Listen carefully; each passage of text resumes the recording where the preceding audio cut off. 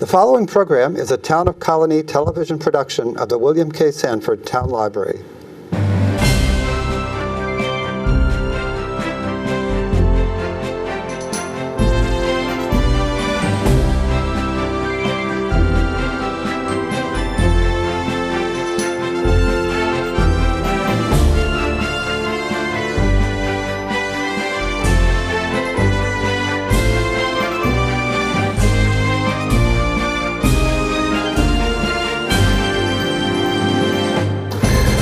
Welcome to Getting to Know You. My name is Joe Nash. Today we're going to be talking about the Ten Broeck Mansion down in Arbor Hill. And we have with us the new executive director, Samantha Hall-Saladino. Did I say it right? You got it. So you're only within your first year? You just started? Yes, I just started in July. In July, okay. And how are you finding working at the mansion? I love it. It's great. Before this, I was at the Shaker Heritage Society, not far from here.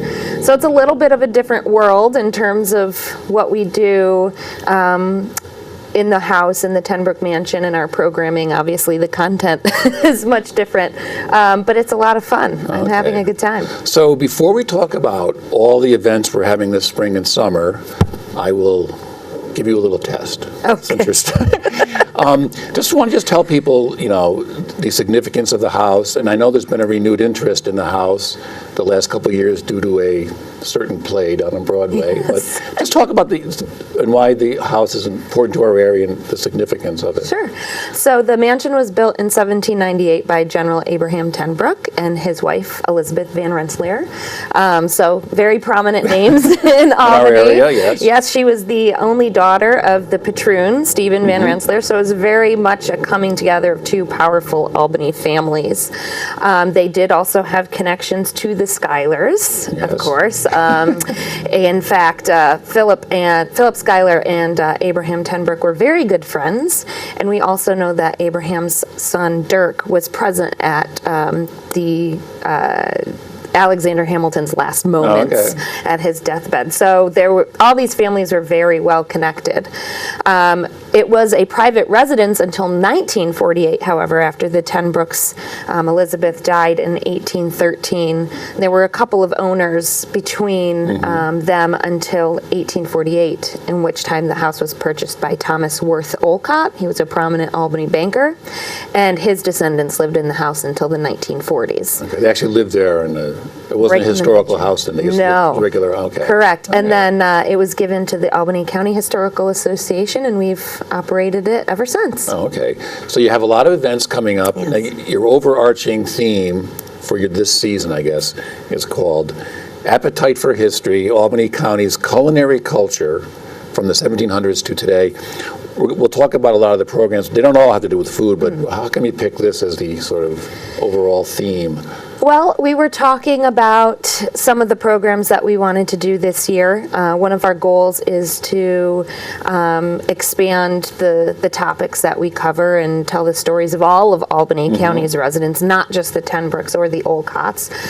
It also just so happens that Discover Albany's program theme for this year was food history. So, you mean for the Albany city? Yes. So we thought it was a perfect combination, and we have, as you said, a lot of programs about culinary history, but not everything. Not everything, of course.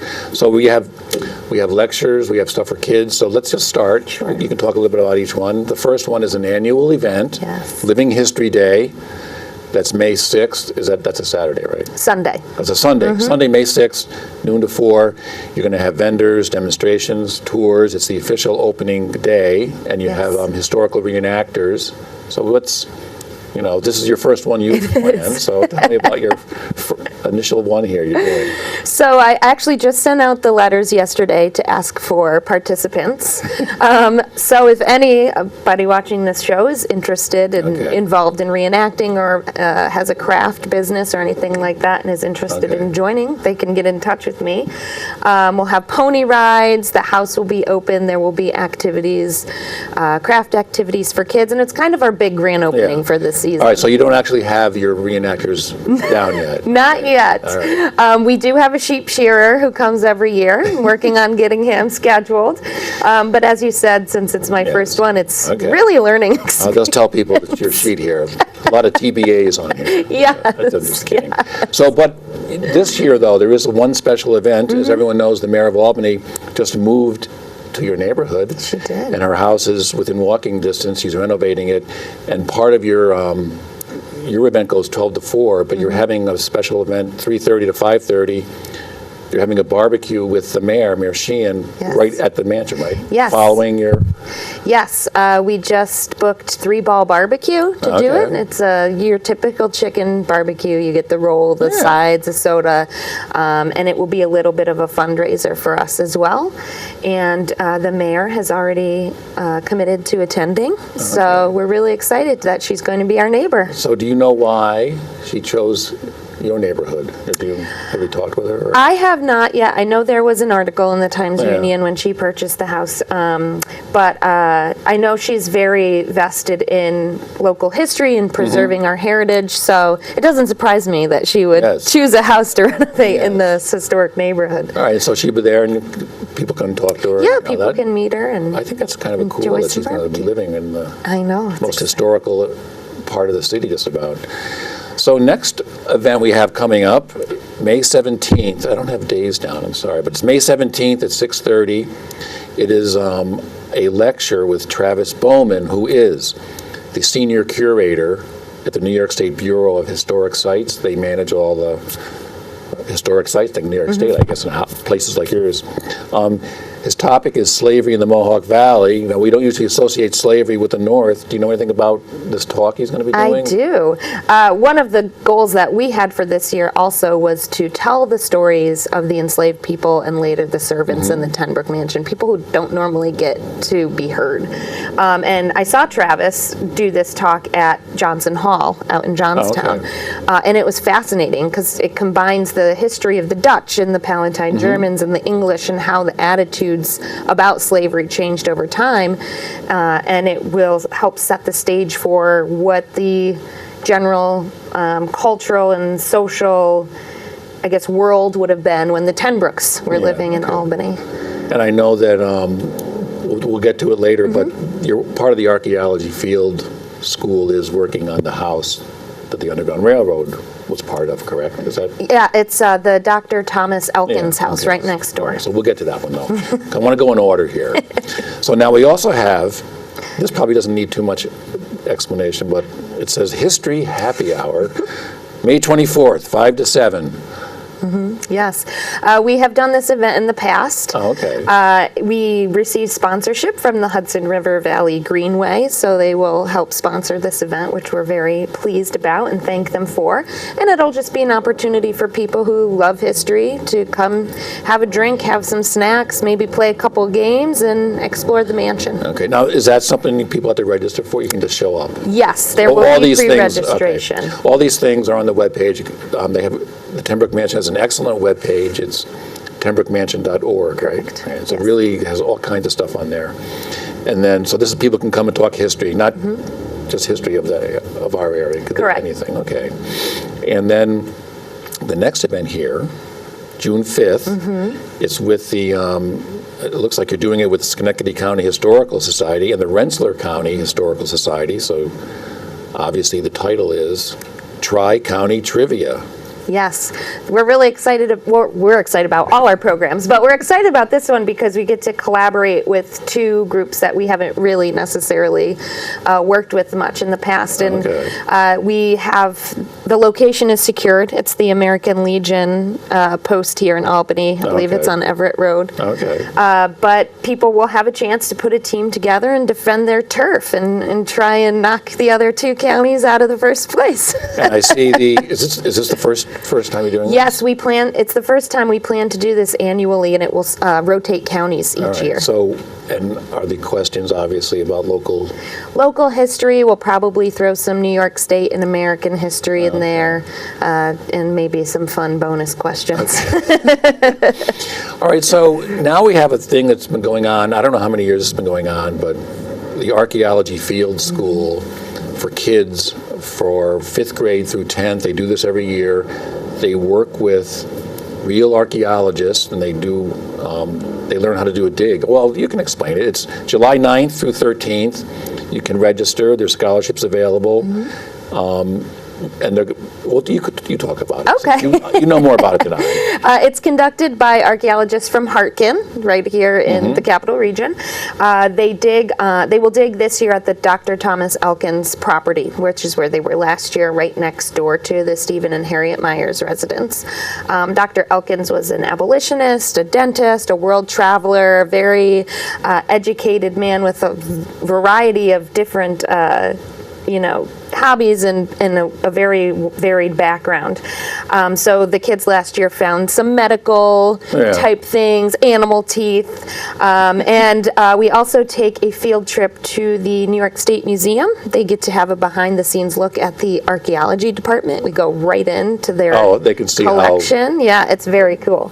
They get to go where the public usually doesn't go. Correct. Oh, that would. And we get to meet with some of their archaeologists who do a little presentation, and it's fun. So the Thomas Elkins house was also, because I was talking to them here once, it was a stop on the Underground Railroad, so that would tie in with your other. So is this your first year involved with the archaeology school? I started just as it began last year. So I got a crash course. But it's great. The archaeologists handle the kids all day at the site, and I just do the check-in and check-out and go with them to the museum. And what's been the reaction of the kids really get into this? They love it. We have to do a little bit of a deep cleaning after the event with all the dirt that they bring in, but at the end of the week they get to do a presentation and a little exhibit for their friends and family. So does the Archaeology Associates, what's Hartkin, is there any classroom stuff, or is it all right out there? It's mostly right out in the field. I think they do a little bit inside at the beginning of the week, and then they're out digging. Okay. So, and that goes on, that's July 9th to the 13th. That's always is it usually pretty full? Is it full? We have had record attendance. Last year, actually, was one of the biggest years, so we're hoping to do that again this year. Very good. Get the kids away from their devices for at least for a week. Yes. So, let me just talk a little bit about, so those are all the events for spring and summer that are upcoming. There are a couple, just to give you an idea of other things going on. They will have already happened by the time the show is on, but you're having an Easter egg hunt, and you're having the Tri-City Paranormal Society, which has been sold out. Yes. And they lock the door when they've done that before, I think. We've worked with them for many years. Okay. They have their monthly meetings in the mansion. Okay. They're really good partners. We had a paranormal thing here at the library one night, and I think that was also sold out. People like they do. They love that stuff. It's very interesting. So one thing I noticed on your webpage, your excellent webpage, and this is kind of new, you're now, I guess you're tied in with the New York Heritage digital, the digital collection. There's a New York State Heritage digital collection of all over the state, but you guys have your own little sector. Why don't you explain what that's all about? So historical societies and libraries and museums can sign up to be part of this. We are members of the Capital District Library Council. Okay. So are we. Yes. So they're the ones that did the training to show us how to upload our own collection. Yeah, okay. It's very new. It just started last summer, so it's small, but it's growing. We have some really neat photos up there. We've worked with interns both times to do that, so we're hoping to get more up there so people can access our collection. I'll just tell people, because this is very interesting. You can see your collection, which is growing. You just started, but you can link to the whole thing, the whole New York State Heritage collection, and that's pretty big. I think it was 30. I forgot how many sites. For example, there was a thing on the Waterville flood of 18-something, and then had a lot of photographs. But there's stuff from all over the state, all kinds of, not just photographs, but documents. Yes. So you guys are becoming part of that.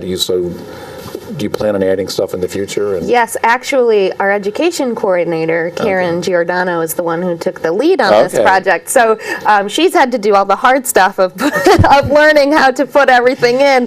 But I think as we go, hopefully she'll teach me some of the tips that she's learned. So yes, it's really. like I say, you can, once you veer from your stuff, there's stuff from literally all over New York Yes. State. I mean, all kinds of stuff.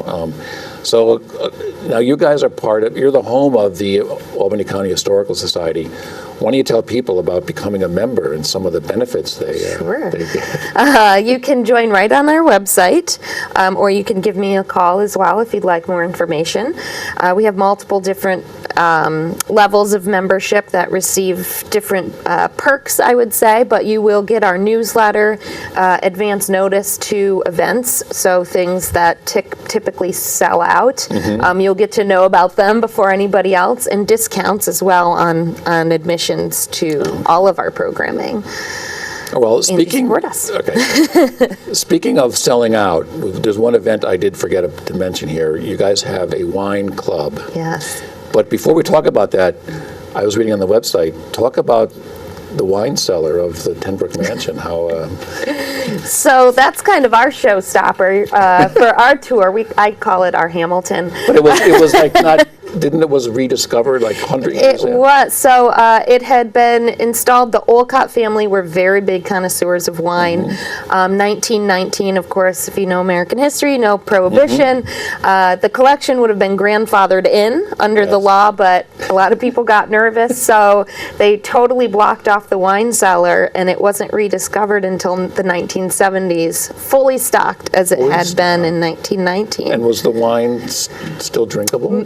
Some of it was. They did have a company come in and test, and what was drinkable they sold at auction. I know it said they made like $100,000. Yes, and it pretty much saved the mansion. There was some big issues that needed addressing, and not a lot of money to address them. So we do still have some of the original bottles and packing materials for the things that were not So sold. from the 40s, when the Historical Society started running it, to the 70s, no one knew it was... No one. There was, I believe, it was one Olcott descendant who knew and didn't say anything. And how many bottles were in there? That I'm not sure the Okay. total amount, but it's a lot. I mean, we still have a lot in there, even after what they sold. So they must have had a pretty good collection. So 4 times a year, the wine club meets, and what's what do they pair wines with the Yes. season? And This is a new thing. It was started by a board member who is a trained sommelier. So she put this together, and they'll have a different guest sommelier come in every time and pair wines with cheese and snacks and things like that, and you get to do it right in the I basement. see. Okay, so there is some history involved. Oh yes, yes. No. So 4 times a year, they're all on Thursday evenings at 7 p.m. Now I don't want to disappoint people, but the March one will have happened by the time the show is on. The summer one is already sold out, unfortunately. That's June 28th. However, September 27th and December 27th, you can still sign up for the fall and winter ones. So when did the summer one sell out already? Yesterday. Oh, okay. Yes, we donated 2 tickets to Historic Albany Foundation for their movable feast, and those okay. were the last 2, Okay. so they got them. Is this? Did you just say is this a new thing? Yes, just this year we've started. Okay, so the first one's coming up right after we film this, so you'll have Yes, and if you're a member, you'll get to know about stuff like this beforehand, so you won't miss out. I won't sell out. Okay, very good. So a couple other things before we finish. I noticed on the webpage, and you can talk about some of the events that go on for this. People can actually rent the mansion if they want for. Yes. What kind of events? I know weddings. I know they have big gardens. Yes, weddings. Actually, more so this year. We just had a retirement party a couple okay. weeks ago. We have a birthday party coming up, a 40th birthday. Really? The inside of the mansion is more suited to smaller events, but of course the gardens are huge. All the rental information is right on our website. So do people usually rent it just to have a nice space, or do they take a tour also, or is it just... We can do either or. Some okay. people, just want to be in the mansion and aren't, necessarily don't have the time for their event or whatever to have a tour. But I have had people ask if they could Okay. do that as part of their event as well. So right. That I'm sounds- usually the one there. Okay. And does it get rented out a lot? Or? We're starting to build it. Jillian, who had been the director before me, was the one who established Okay. the rental. So it's getting there. And finally, I was looking on your webpage. you're doing, is this actually called the 1812 room?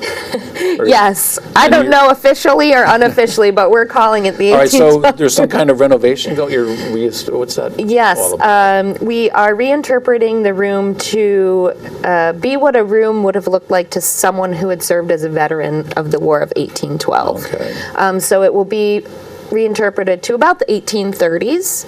We just finished the painting and wallpapering. We'll be moving furniture in next month. Is it going to be period furniture? Yes. All right. We are loaning a couple of items from Schenectady County Historical Society to put in one room so we can move those items to the Oh, I see. 1812 room. But we are still asking for donations to complete that work. If anybody is interested, they can donate right on our website. Okay. Well, did I forget anything? I don't think so. All right, well, there's a lot pretty much going covers on. The Ten Broeck Mansion, it's 9 Ten Broeck Plaza, Place, yes. Place. Yes. overlooking the Hudson. I'm sure the view was different back in 70. Much different. But there's a lot of events going on, so I'll just go over them really quick. Living History Day, Sunday, May 6th, followed by a barbecue with your new neighbor, Mayor Kathy Sheehan. Slavery in the Mohawk Valley, May 17th at 6:30. History Happy Hour, May 24th, 5 to 7. Come and have a drink and talk about history. Tri-County Trivia is June 5th, and it's going to be at the, where did you It's say? the American Legion. American Legion. Yes. Again, it'll all be on the web page. Archaeology Field School, July 9th through 13th, always very popular. And the Wine Club. You have to wait for the fall or winter too. And then we'll probably see you maybe at the end of the summer, because I know you guys have a lot of stuff going on over the Christmas season. Yes, and our haunted pub crawl. And the haunted pub crawl. Okay, you guys did that last year, didn't We you? did. All right. We're growing it this year. We hope to do even more sessions. All right, so people can come out, learn about history, have fun, a lot of events going on. So thank you, Samantha. Thank you. Okay, and we'll see you next time on Getting to Know You.